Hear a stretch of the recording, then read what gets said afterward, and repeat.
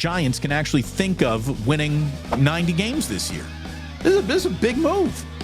He's a real deal pitcher. He had a 2.25 ERA, an ERA plus a 182.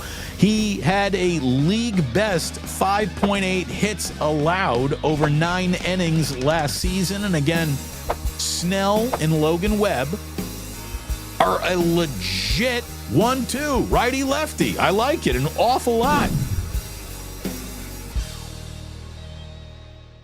Blake Snell is no joke. We've been talking about how the San Francisco Giants are the kind of team that probably didn't do enough offensively to improve their chances, which means they got to double down defensively, and they need better pitching.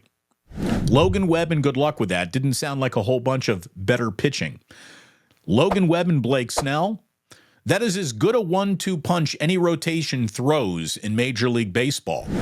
So the chances of the Giants being a 70-win team were replaced in this one move with an opportunity to be an 85-90-win team. This is a big move for Farhan and the Giants, whose offseason looks much better now with just one addition than it did before Blake Snell joined the conversation.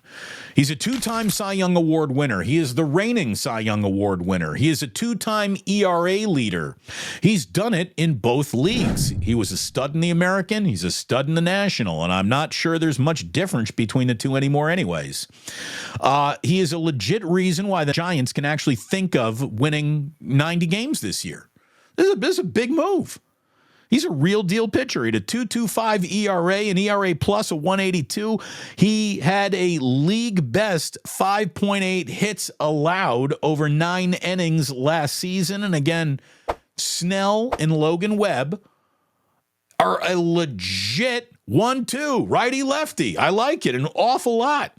It is a 2-year, $62 million deal, which, if he's good in his first year, he's going to opt out. So that makes it more of a 1-year, $31 million deal. If he's good, if he's bad, maybe he'll come back at that price.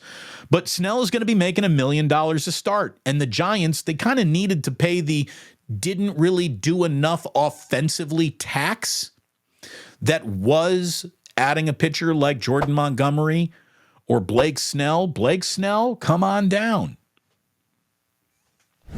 I'm not sure this is so much of shrewd negotiating, playing the waiting game the right way, as much as just Snell priced himself off of everybody else's radar, including the New York Yankees. He, I guess, asked the Yankees for $35 million a year, and they said, no, thank you very much. We're not doing that.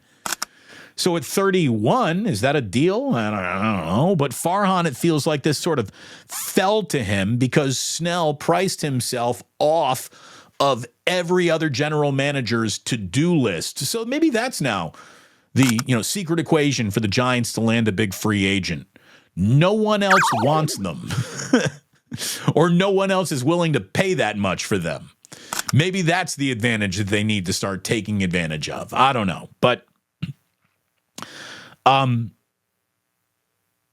think that Snell, looking around at his options, thought, all right, well, if you're not going to put me right in the centerpiece of a team that's built to win, put me right in the centerpiece of a forgiving ballpark and a team that can make my stats and numbers grow.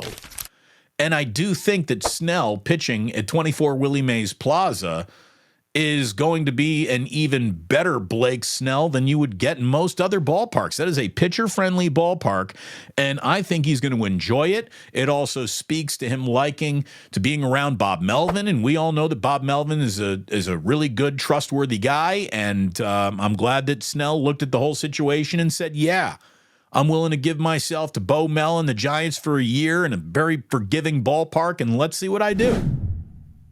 Again, if he has any sort of big year, he's opting out and going to be back asking for 40 next year. The price of business in sports does not go down unless we're talking about PA announcers, and we'll get to some more on Rennell here in just a second. But looking at the Giants offseason now, kids, it looks better. It officially looks better. The Giants have added the reigning Cy Young Award winner They've added a 4-time Gold Glove winning third baseman. When they needed to get better defensively, they've done that. We'll see what Chapman has left with his stick, but defensively, there aren't many better. They added an all-star from last year coming off a 36 home run season to be their designated hitter, and they've added Korean Ichiro, who we don't know what he's going to be. Have absolutely no idea what he was going to be, but a very coveted player from Korea is now here with the Giants. He's actually hitting pretty darn well in Scottsdale. Now, what does that mean? It means absolutely nothing the minute the national anthem ends on opening day. Those are the stats that matter. We'll see what he looks like when this team gets underway for real. But again, Korean Ichiro, 36 home run DH coming off an all-star year, a 4-time Gold Glove third baseman, and the reigning Cy Young Award winner. Any team would consider their offseason productive making those 4 additions. And that's not it, because also in the pipeline is another former Cy Young Award winner who will be healthy enough to start contributing about midway through this year in Robbie Ray.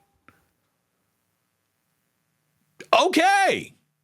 It was a brutal PR day for the San Francisco Giants in the AM. In the PM, it gets a little bit better with Blake Snell, who just by himself raises the entire level of expectation for this this free agent class this offseason. And what the Giants have done looks a whole lot better now than it did.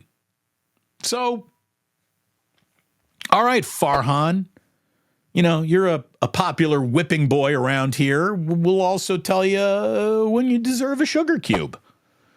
I think Farhan will go away from the whip for this turn of the track. We're going around that first turn, entering the first furlong, and we're going to give Farhan a sugar cube. Sugar cube for Farhan.